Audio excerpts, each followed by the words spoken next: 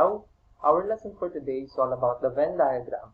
So this is our second lesson for Mathematics Grade 7 during the first quarter. So for today's lesson, our lesson objectives is you will be able to solve the problems involving sets by the use of Venn diagram. And before that, we have to unlock again different difficulties na ating na-encounter, or ito yung review natin from previous discussion. So when you see this given illustration, ang may shade lamang is yung isang circle. Kita yung shade na color green. So ang tinutukoy lamang diyan is yung set A. Tama? Okay. Kasi wala namang shade yung set B. And as you can see, yung letter U na malaki sa gilid, that will serve as our universal set. So the set of all elements being considered is called the universal set. Ibig sabihin, lahat ng laman ng rectangle, that is part of the universal set, including set A and set B. And since ang meron lamang shade is yung A, therefore, ang hinihingi lamang is yung set A. Kung ang may shade is yung B, hindi ang hinihingi ay set B. Next. How about this one? Walang naka-shade sa ating given illustration. Magkahiwalay pati yung A at saka yung B. And kapag ganyan, na hindi nag-overlap in two circles or yung dalawang set, therefore, there is no common elements between the two given sets. And sabi ko dati, kapag walang common elements between two given sets, they are considered as disjoint sets. Okay.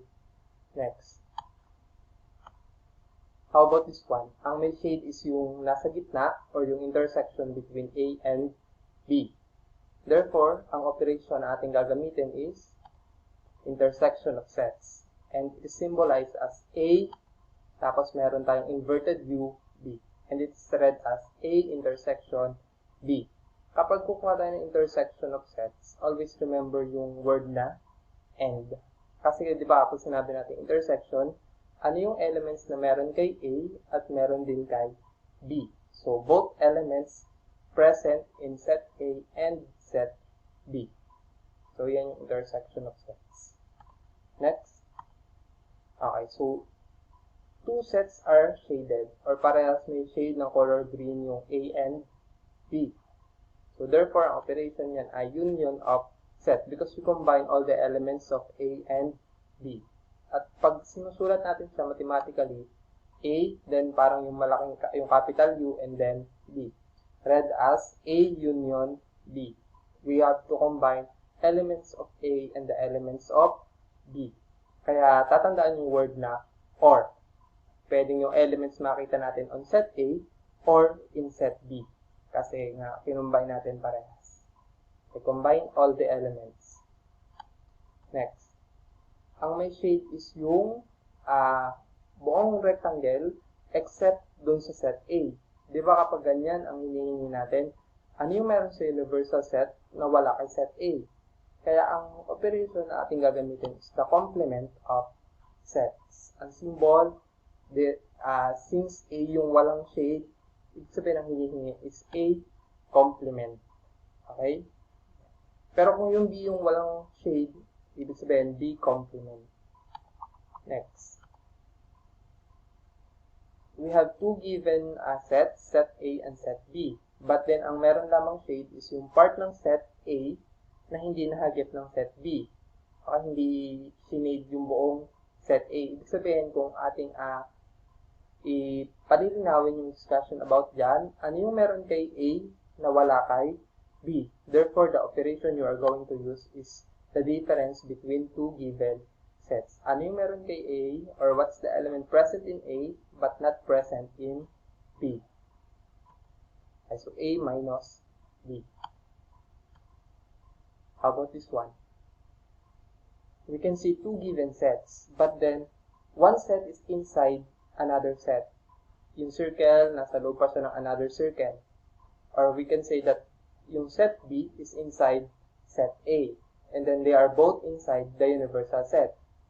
So, kapag ganyan ang given, laging tatandaan na yung nasa loob is a proper subset nung nasa labas. Ibig sabihin dyan, parang set B is a proper subset of set A.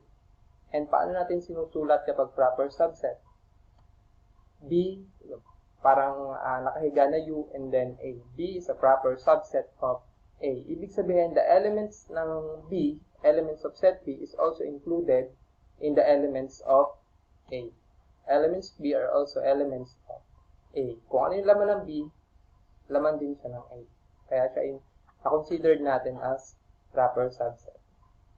And then after that, punta na tayo sa ating mismong discussion for today, which is the Venn diagram. And Venn diagram, alam natin, is a diagram that uses circles to represent sets. Yung mga given sets natin, ginagamitan natin ng circles o bilog. Kapag dalawang set yung given, di dalawang circle. Pag tatlong sets, di 3 circle. So, the relation between the sets is indicated by the arrangement of circles. So, pag nag-overlap, di ba nagkakaroon ng intersection. Pag magkahiwalay, ibig sabihin, disjoint sets, walang common elements. So, makikita natin, base sa arrangement of the circles, kung ano yung relation between the given sets. And trivia lamang na yung Venn diagram ay pinangalan after its inventor, John Venn, isa siyang British mathematician. John Venn. Example, use a Venn diagram to represent the following sets.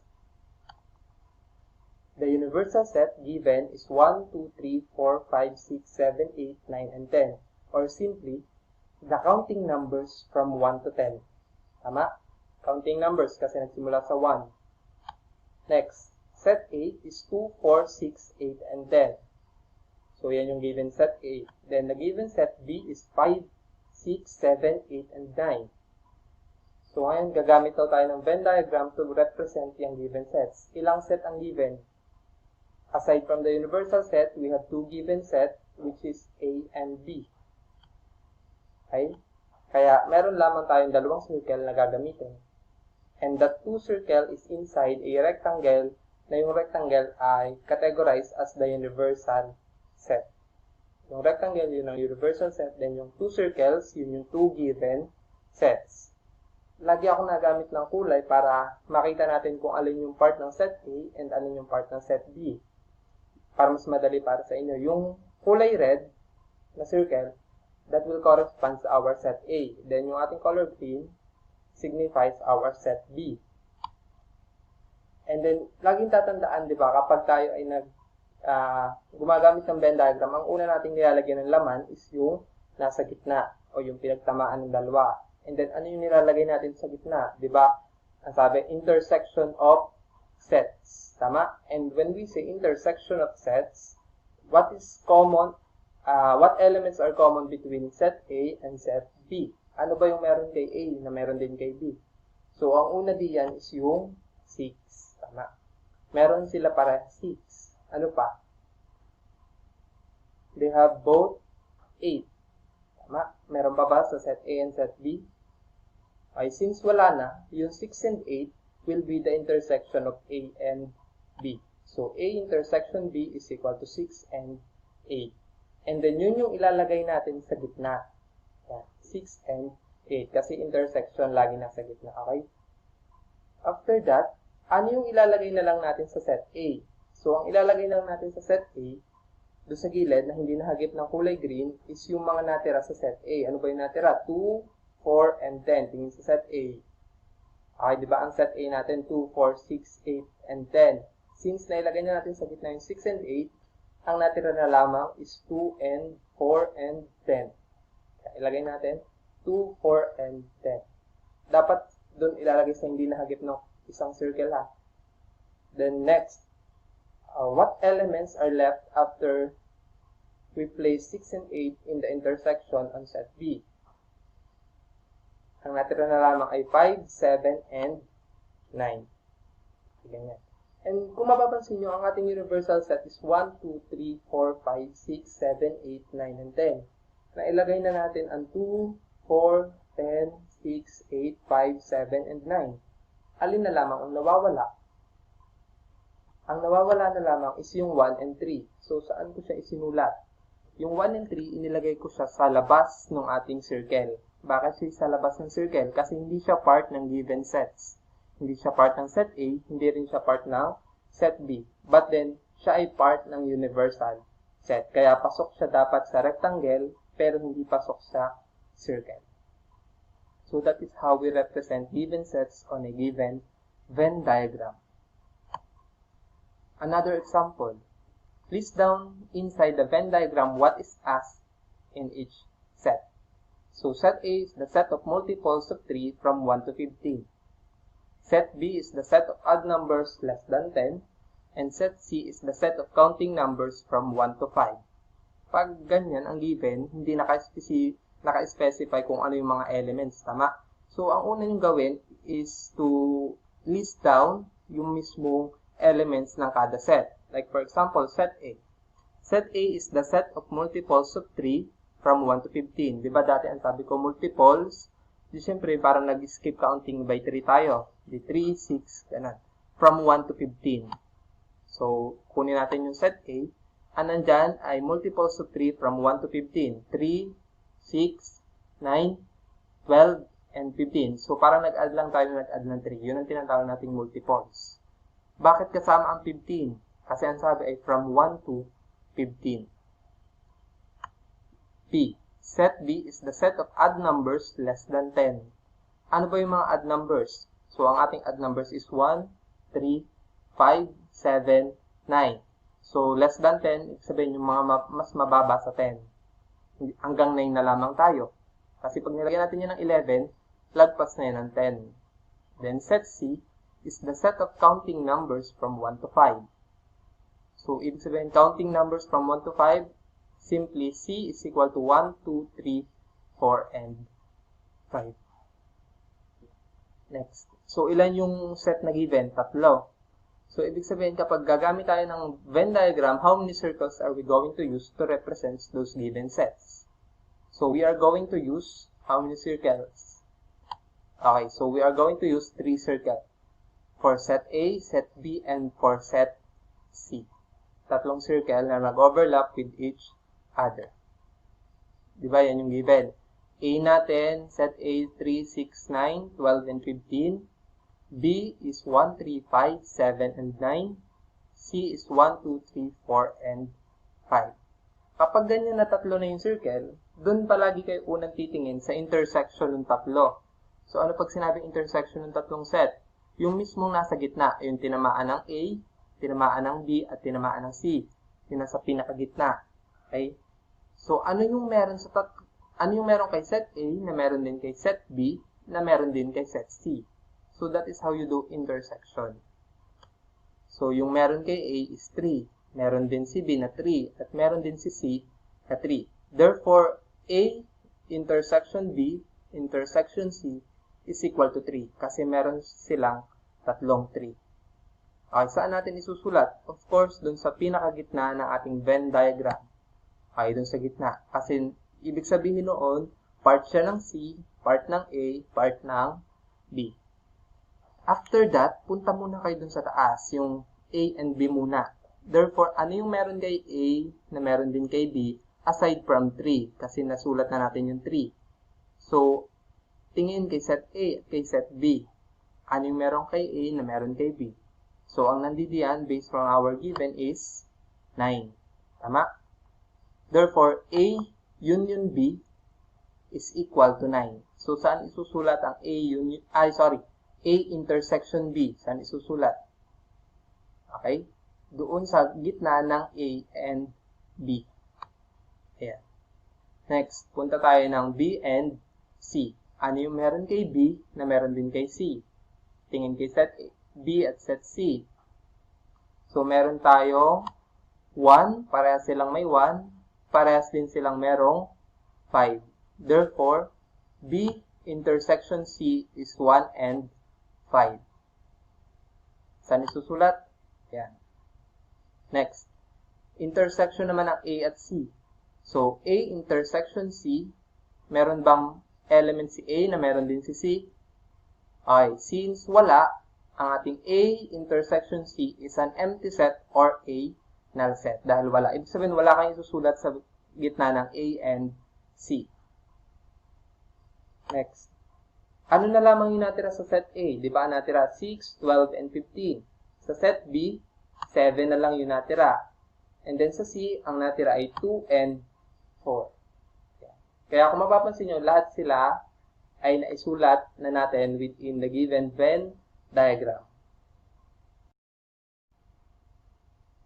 Okay, next. Okay, let us try. Complete the Venn diagram. So like for example, my given is the universal set, the set of counting numbers less than 10. So ibig sabihin hindi kasama si 10 kasi sabi ay less than 10. So that's our universal set. Then for set A is the set of all odd numbers. So saan natin kukunin yung elements ng set A? Syempre sa given universal set.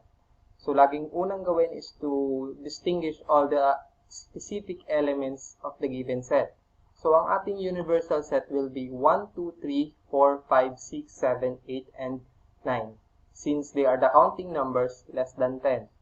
Then, ang ating set A is the set of 1, 3, 5, 7, and 9. Since they are all odd numbers less than 10. Okay? Parang kinuha lang natin yung 1, 3, 5, 7, and 9 sa universal set, yung mga odd numbers. Then, let us try to figure it out on a Venn diagram. So, halimbawa, yan yung given. Since isa lamang yung set na given, set A lamang, isang circle lang yung ating gagamitin. And then, that circle is enclosed within a rectangle. And the rectangle will serve as the universal set, and the circle will serve again as the set. Pangalanan, yung ating bilog, that is set A, then the rectangle, that is our universal set. Then, ano lamang yung ilalagay natin sa loob ng set A? Siyempre, 1, 3, 5, 7, and 9. Then the rest, saan natin ilalagay? Okay. Outside the circle but inside the rectangle. So, pwedeng dito ang 2 at 4. Pwedeng dito ang 6 at 8. Ayan.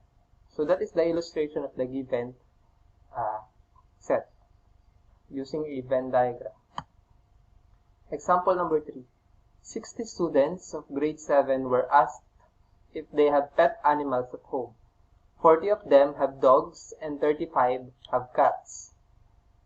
Now, the question is, how many students have dogs only? Yun lang daw may alagang aso pero walang pusa. How many students own cats only? Then, last question, how many students have both pet animals? Yung parehas daw may aso, parehas may pusa.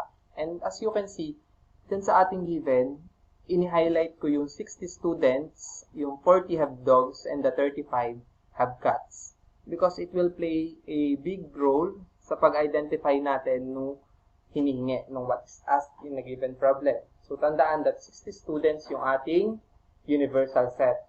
And then, yung kanina, sabi, 40 daw yung may aso, and then 35 yung may pusa. Diyan sa aking illustration, ginawa ko na kulay pula yung merong mga aso. Tandaan ha, ibig sabihin lahat ng kulay pula equal yan sa 40. Then, sa kulay green, equal yan sa 35. Ang ibig sabihin, yung pula, may aso sila. And then yung green, meron silang pusa or may cats. Then the total na sinurvey is 60. That is your universal set. Next, how about kapag pinaglapit ko yung dalawang bilog? Pinag-overlap ko, hindi magkakaroon yan ng intersection. Tama? And then, ayan. Yan yung illustration ng ating Venn diagram. Yung pula, nag-overlap dun sa kulay green. And then, yung sa gitna, lagi naman tatandaan, di ba? Sa ibang subject, ganun din naman, tama? Ang Venn diagram yung nasa gitna, kumbaga, yun yung similarities, or yun yung both pets. So, naglagay lang ako din ng representation na letter of the alphabet. Ang ginamit ko is X, Y, and Z.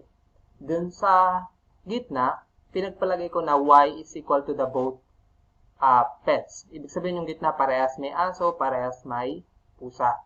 And then, pinagpalagay ko na siya ay letter Y. Then, doon sa gilid, yung ang alaga lamang ay aso, I assume, okay, so that is X. And then, doon sa kabilang gilid, doon sa cats only, I assume that that is letter Z. I let Z as cats only. Okay, kaya meron ako diyang representation na X, Y, and Z. Tatandaan niyang figure na yan, okay?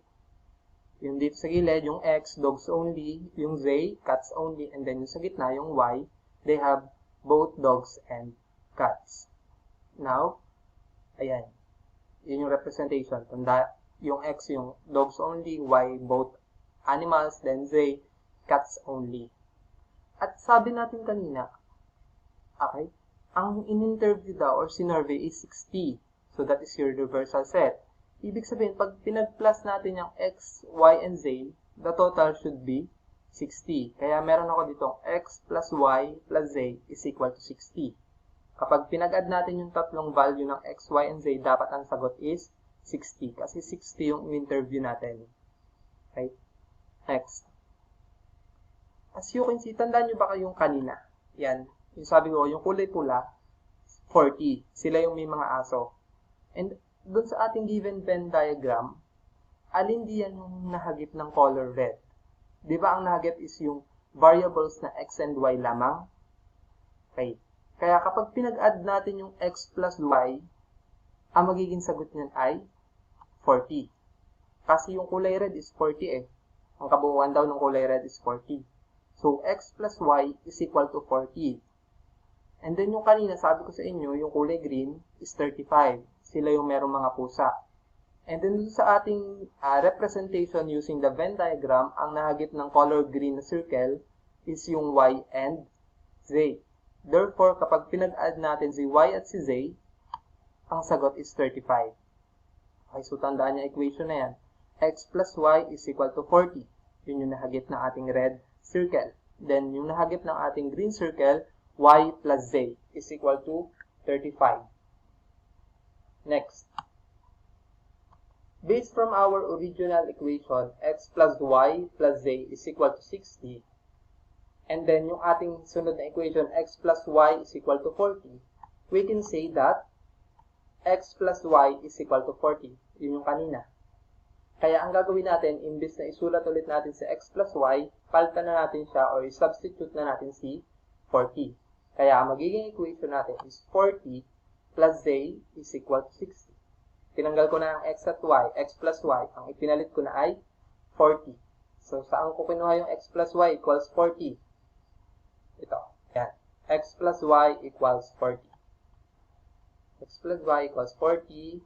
Tapos, to find the value of z, we have to transfer positive 40 to the other sign of the equal sign. It will become z is equal to 60 minus 40. Dahil iniliban natin si 40 from the other side of the equal sign, it will become negative 40. It's opposite sign.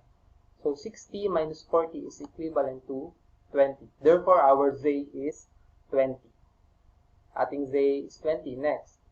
Now that we have the value of z, let us try to solve for another value. Okay, so yung kanina, di ba, y plus z naman, yung nakagip ng green circle is 35. Kaya ang ipapalit natin is x plus 35 is equal to 60. Imbis na y plus z, palitan na natin ng 35. So, x plus 35 is equal to 60. Transfer positive 35 to the left side. Ang mangyayari, x is equal to 60 minus 35. Yung positive dito, di ba, iniliban, kaya magiging negative 35. Papalitan ng sign. Lagi yun. And then 60 minus 35 is equal to 25. Therefore, the value of x is 25. Now that we have the value of z and the value of x, we can now solve for the value of y. X plus y plus z is equal to 60 using the original equation. What is the value of x nga? 25. Then the value of z is 20. Kaya palitan natin, yung x gagawin natin 25. Yung y, dahil wala pa tayong value ng y, remain. And then yung z, papalitan natin ng 20. Kaya 25 plus y plus 20 is equal to 60. Then, to solve for the value of y, we have to transfer positive 25 and positive 20 to the other side. Kaya ang mangyayari ay y is equal to 60 minus 25 minus 20. If you are asking, bakit natin inililipat yung mga numbers on the other side? Dapat kasi ang may iwan lang dito is yung variable. And then dito sa lahat is yung mga coefficient o yung puro constant. Yung 60, hindi ko na nililipat. Okay, kasi number lang din naman siya. So, 60 minus 25 minus 20 is equal to 15. Ngayon, meron na tayong value ng x, y, and z. And then, tandaan nyo ba yung sinabi ko kanina? Yung representation ko. Di ba ang sabi ko? Yung x, dogs only. Okay, so therefore, x is equal to 25. And yung tanong kanina is, how many students ang meron dogs only? How many students have dogs only? So the answer is 25. Then next, how many students have both pets? Yung parehas may pets, di ba y yung ating both pets? Therefore, y is equal to 50. Next, z, how many students have cats only? So yung ating nakasolve na value ng z is 20. Therefore, x is equals to 25, y is equal to 15, and 20 students have cats only. And to make sure that your Venn diagram or your problem solving is correct, dapat yung mga variables na yan is total to the given universal set. Dapat same yung kanilang sum. So, di ba sabi ko x plus y plus z is equal to 60. So, dapat pag pinagad natin si 25, si 15, at si 20, they are equal to 60. And 25 plus 15 plus 20 is equivalent to 60. So, that is how you compute, okay, or how to solve a given word problem using a Venn diagram. So, 2 circles pa lamang yan. And then, meron din tayong mga ibang word problems that we are going to use 3 circles. Basta, always remember the given, kung ano yung unang binigay dun sa umpisa pa lang, dapat i-take down notes natin.